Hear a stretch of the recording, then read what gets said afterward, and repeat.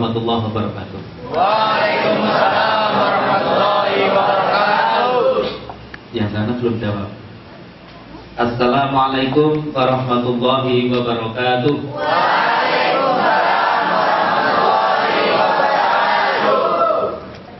Tuh, yang tengah terus jawab berarti. Sekali lagi, Assalamualaikum warahmatullahi wabarakatuh. Waalaikumsalam warahmatullahi wabarakatuh. Innal hamdalillah nahmaduhu wa nasta'inuhu wa nastaghfiruh wa na'udzu bihi min shururi anfusina wa min sayyiati a'malina. May yahdihillahu fala mudilla lahu wa may yudlilhu fala hadiyalah. Asyhadu an la ilaha illallah wahdahu la syarikalah wa asyhadu anna Muhammadan abduhu wa rasuluh la nabiyya wa la rasula ba'dah. Allahumma shalli wa sallim ala Muhammad wa ala alihi wa sahbihi ajma'in. Apa kabar hari ini, saudaraku?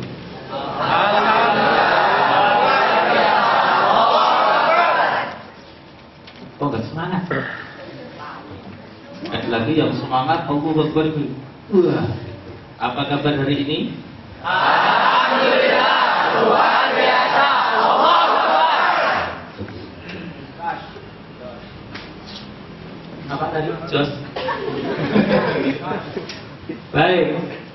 Puji syukur kita panjatkan kehadiran Allah Subhanahu wa taala, tentu saja atas karunia, nikmatnya, hidayahnya, petunjuknya, ridhonya, kita semua dapat bertemu dalam kondisi yang baik, sehat walafiat, lahir dan batin.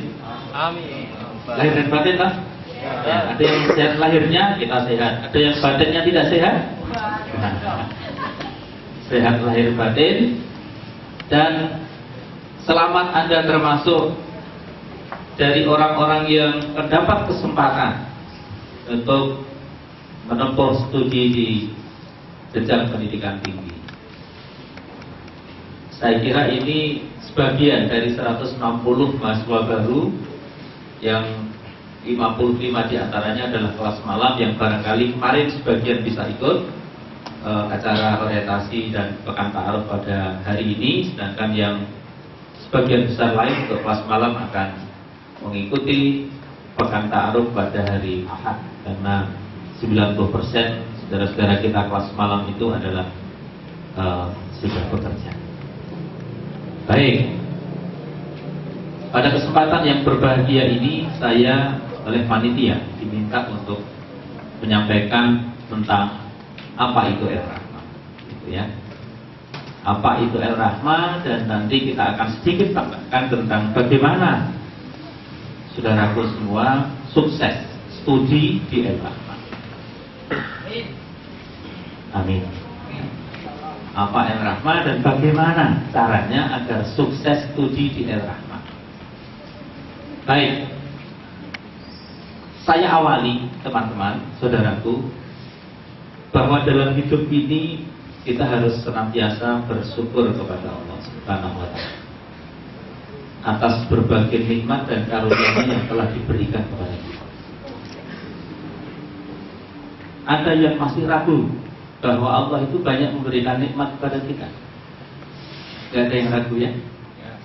Tapi coba kita lihat, kita rasakan, kita resapi bagaimana Allah itu memberikan nikmat yang banyak kepada kita. Dalam satu hari satu malam atau 24 jam, orang itu bernapas membutuhkan 2.288 liter oksigen. Berapa tadi? 2.288 liter oksigen dan 11.375 liter nitrogen. Itu dalam sehari semalam 24 jam. Berapa kalau sekian liter oksigen dan sekian liter nitrogen itu diuangkan dalam rupiah? Luar biasa. Ketemunya 171 juta rupiah.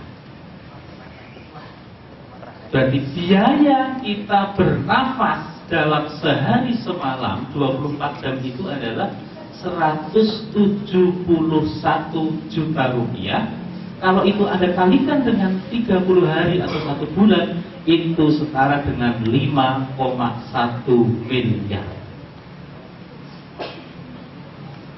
Percaya? Percaya. Anda hitung kalau nggak percaya. Luar biasa.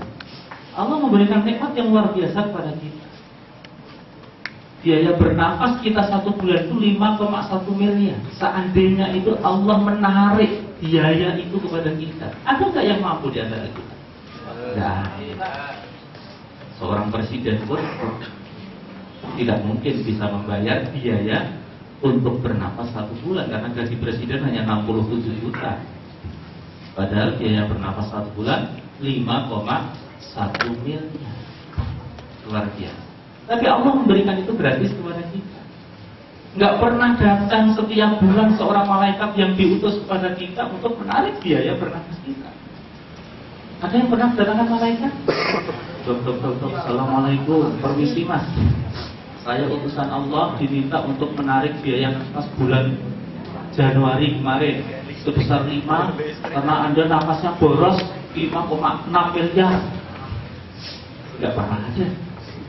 Itulah luar biasanya nikmat Allah. Itu baru nikmat bernafas yang Allah memberikan gratis kepada kita. Oleh karena itu saudara, Allah dalam Al-Quran kan banyak mengatakan fabi ayyi ala rabbikuma tukadziban. Wahai manusia, nikmatku mana lagi yang kau dustakan? Dan itu diulang-ulang 30-an kali di dalam Al-Quran surat Ar-Rahman. Oleh karena itu, ya mari kita selalu bersyukur. Nah, biasanya teman-teman, saudaraku, kita itu akan merasa lebih bersyukur lagi tatkala kita mencoba untuk melihat kondisi kita dikomparasikan dengan kondisi orang lain. Baru kita merasa, wah, berarti saya lebih beruntung dari orang lain. Baru kemudian muncul motivasi kita untuk bersyukur. Nah, saya ajak Anda merenungkan beberapa tayangan. Kita lihat bagaimana kita tidak bersyukur kepada Allah. Kita masih bisa belajar dengan nyaman, ya kan? Dan nanti Anda akan menjadi seorang calon mahasiswa yang berkutat dengan teknologi informasi, yang akan berhubungan, ya, yang akan berkoneksi, yang akan menggunakan perangkat-perangkat teknologi canggih, katakanlah begitu. Ada beruntung, sementara banyak saudara-saudara kita di sebelah bawah itu. Mereka tidak memiliki kemampuan untuk seperti kita. Apakah itu ada? Ada. Ya. Tiap hari kita bisa makan, milih makanan. Mau makan nggak suka sayur tempe, kita bisa pilih yang lain. Pilih apa? Burger ya, hotdog. Kita nggak suka sayur bayam, kita bisa pilih yang lain. Kita bisa melakukan banyak pilihan-pilihan dalam kehidupan kita. Sementara banyak saudara-saudara kita di belahan dunia lain, bahkan mungkin tetangga kita, jangankan memilih, mereka tidak punya pilihan apapun. Ya? Orang tua kita begitu khawatir kalau kita ini kegemukan, no? Bahkan banyak di antara kita yang merasa risih kalau tubuh kita pambun, besar, bingung gitu ya. Ya. Melakukan bahasa ininya diet, ya, gitu ya. Tetapi banyak saudara-saudara kita yang tidak memiliki kemampuan untuk makan, mencukupi kebutuhan makan. Sementara kita sibuk untuk menguruskan badan kita karena kebanyakan makan. Ada yang merasa tubuhnya tambun? Oh, tidak ada. Bersyukurlah kalau Anda tubuhnya tambun tapi sehat, gitu ya. Baik. Orang tua kita begitu protektif, khawatir dengan keadaan diri kita, menyayangi kita, ya kan? Mau berangkat ke RA saja diantar sampai terminal, gitu ya.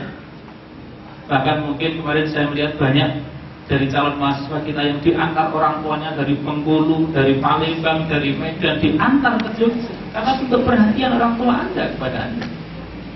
Sementara banyak saudara kita yang mereka tidak memiliki orang tua lagi.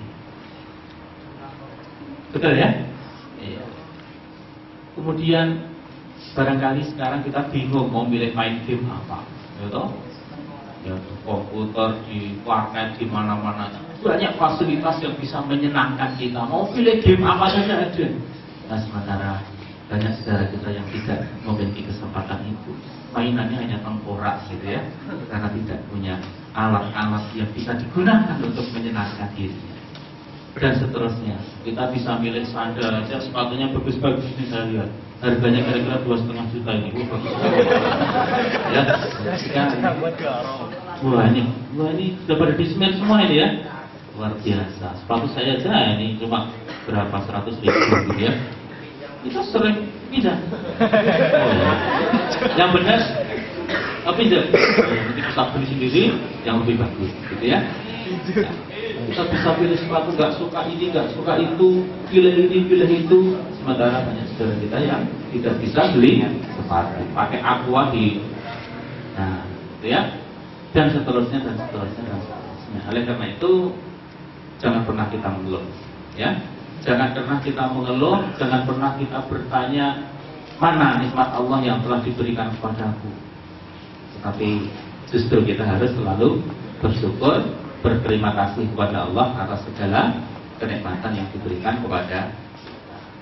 Setuju? Setuju. Sehingga ada buah yang harus selalu kita makan setiap hari agar kita menjadi orang-orang yang pintar bersyukur, yaitu buah anggur. Apa buah anggur itu? Anggur itu adalah anggota orang-orang yang gemar bersyukur. Anggur. Nanti habis ini beli anggur ya.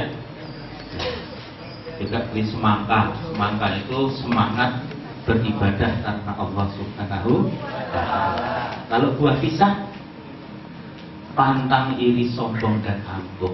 Pisang. Lagi jeruk jauhi perbuatan buruk. Iya, cakep. Apalagi apa? Salah itu bukan buah, karena nggak ada artinya.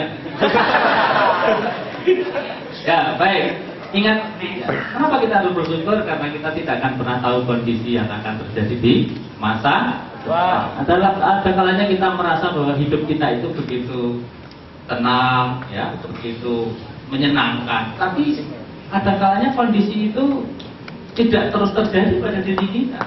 Ada kalanya tiba-tiba kita, ya, ada sesuatu yang menimpa kita. Coba lihat, itu mancing itu kan begitu, wah asik betul ya. Tapi dia tidak sadar, wah tiba-tiba ya dimakan ikan. Jadi terkadang kita merasa bahwa wah, nyaman sekali hidup ini, jangan salah. Terkadang ada sesuatu di luar perkiraan kita. Atau ada kalanya kita sudah, nah ini mana ini? Nah, coba lihat nih. Betul kan? Oh. Tapi nggak mati tuh. Nggak mati, bayangkan jatuh seperti itu nggak mati, karena belum takdirnya mati ya. Nah, tabrak truk ya, nggak mati juga. Itu luar biasa ya. Wah, kejanggalan dari meteor, nggak mati, karena ternyata malaikatnya baru minum istilahnya. Nah, gitu ya, baru minum apa itu? Wah, kesambar petir gitu ya. Tapi nggak mati juga. Nah, kira-kira begitu. Jadi kenapa kita harus selalu bersyukur? Nah, ini kalau Mas di next di enter Mas.